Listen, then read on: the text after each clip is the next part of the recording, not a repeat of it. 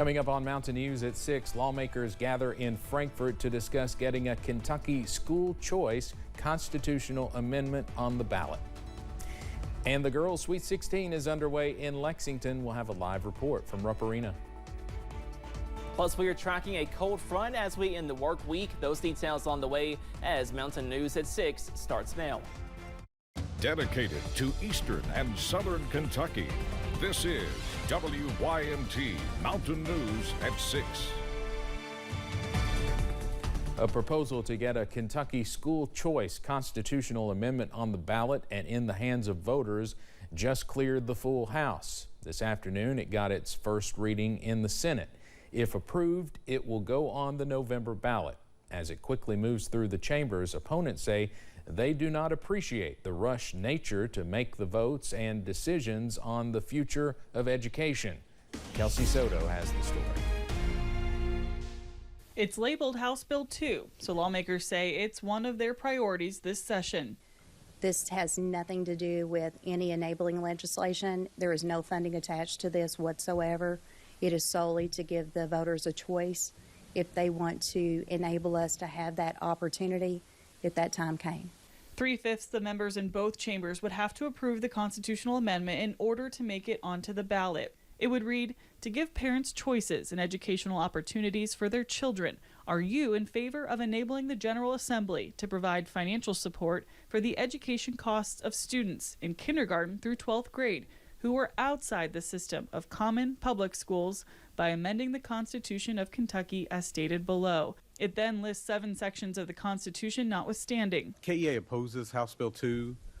Despite its presentation, it will be detrimental to Kentucky's public schools, opening the door for public tax dollars to stream to unaccountable private institutions with no oversight. A committee approved House Bill 2 yesterday. It's already gaining the attention of former educator Lieutenant Governor Jacqueline Coleman, who is not in support. There have been 2 constitutional amendments on the ballot in the last couple of years that the legislature has completely ignored. And so they have proven that they have no interest in listening to what the public says when it comes to constitutional amendments. Those in favor say it has a long way still to go, but they like the direction it's headed. And I'm voting for this bill because I support kids, and every parent should be empowered to give their child the best education possible, no matter what zip code they live in the state of Kentucky. That was Kelsey Soto reporting. A new 2-year spending plan for the state of Kentucky is a step closer to passing. With little debate, the full Kentucky Senate passed a $30 billion budget. The Senate version of the budget mirrors increasing classroom spending with the option of teacher raises decided by individual districts as the House passed. The Senate also included a 2.6% salary increase for state workers and a major increase in daily juror pay from $5 to $25. But in the state's budget, we have long advocated that discipline is the thing that will get us to the appropriate resolution. And I think that the discipline we've shown over the last decade has given us the opportunities to make the investments we're making now. You know, the fact of the matter is that it's clear that whenever you're in a budget process, you're not going to get everything you aspire for or what you think is important. The Senate passed the executive branch budget 37-1 and will now likely enter a conference committee to iron out a compromise plan with the House. A Laurel County man is accused of stealing a school bus. The sheriff's office says they responded to a school bus in a ditch last night. It wrecked at the intersection of Middle Ground Way and Sublimity School Road. They later found 26-year-old John Robert Benjamin Driscoll of London. They say he admitted to drinking Fireball and stealing the bus from South Laurel High School. Driscoll is charged with DUI and theft by unlawful taking, among other charges. An Ohio man is in custody following a police chase that started near Richmond and ended in London. According to the Laurel County Sheriff's Office, the chase started on I-75 near the Richmond exit. Eventually, it ended around mile marker 41 in London, and the suspect was taken into custody, which we learned a short time ago was 42-year-old Samuel Young. We are told no one was injured in that incident. A Wise County, Virginia man is behind bars after police found more than a pound of meth and fentanyl on him during a traffic stop. The incident happened early this morning. Police arrested Bradley Mitchell, Chester of Pound, Virginia. Police also found approximately $2,000 in cash. He was taken to the Southwest Virginia Regional Jail and is being held there without bond. Some in Elliott County are grieving after a volunteer firefighter died in a crash yesterday evening. The name of that firefighter has not been released. Kentucky State Police say the driver went off the road and over an embankment. They say that firefighter was on his way to help escort an EMT who had died earlier in the day from an unrelated health issue. One man who served with the victim at a volunteer fire department in Carter County says he will be missed. Anytime our community needed someone, they could call on him. He was a God-fearing Christian man. He would help anyone in need. He's loved by everyone who knew him. He will be sadly missed. This has truly been a tragedy for our county. Other fire departments have crews helping the 504 fire department while members of the department cope with the loss.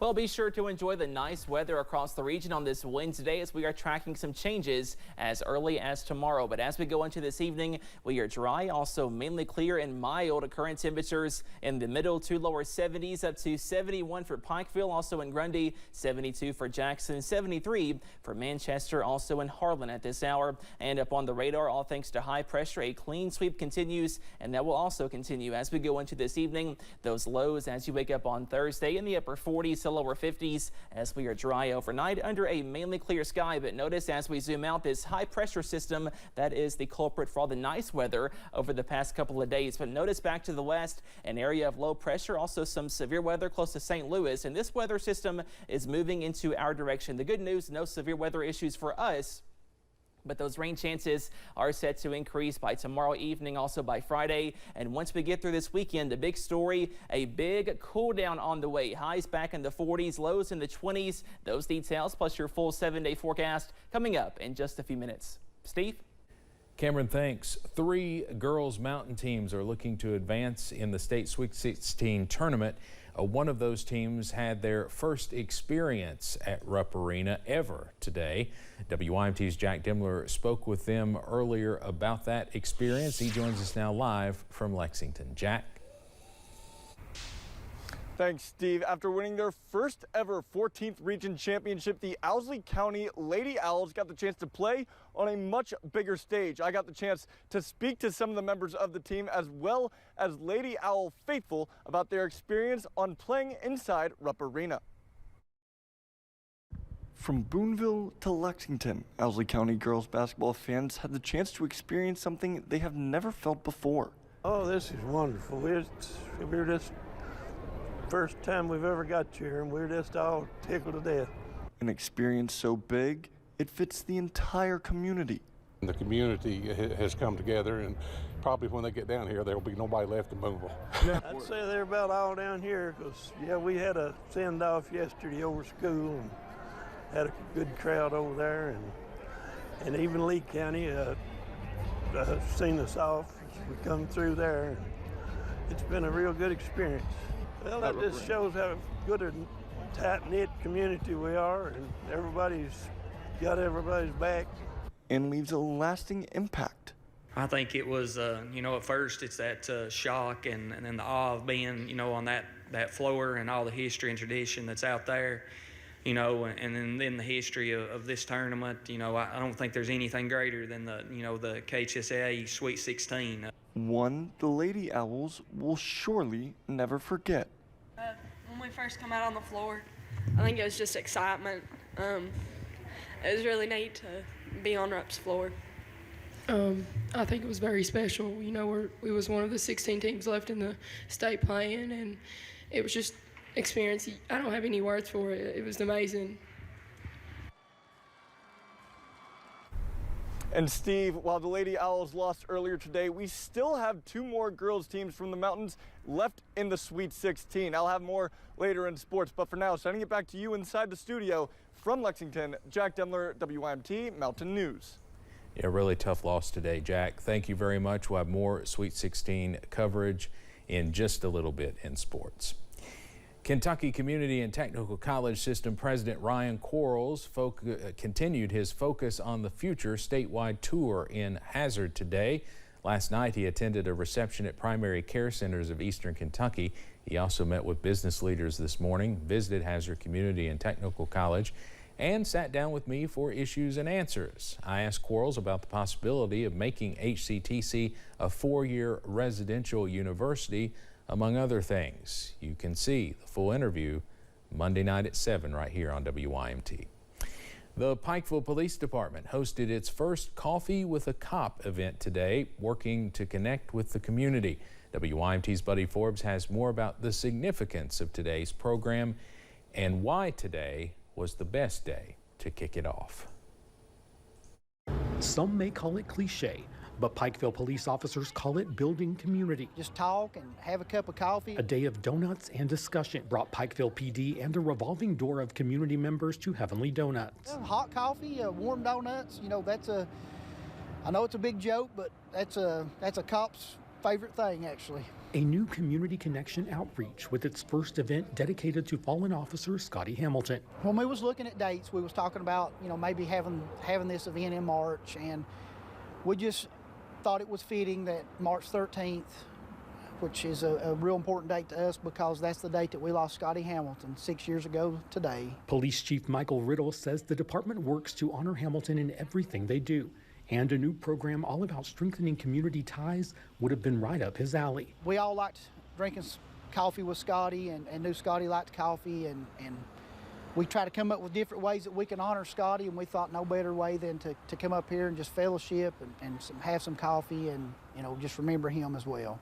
So they chose the 6th anniversary of his death to host the inaugural event, bringing a little warmth to the community Hamilton died to protect. It's been 6 years, and, you know, we felt the support a great deal then, and we still feel that support now. And Scotty wasn't just our loss, he was the community's loss, and he, you know, say it all the time, but he'll truly never be forgotten. Sipping and smiling, making the city a little sweeter for Scotty. In Pikeville, Buddy Forbes, WYMT Mountain News. After the morning of coffee, the officers visited Hamilton's grave with his family, a tradition the department has upheld every year on this day. We are tracking some more warm weather as we go into this weekend, but a cold start to spring is on the way. Those details after this break.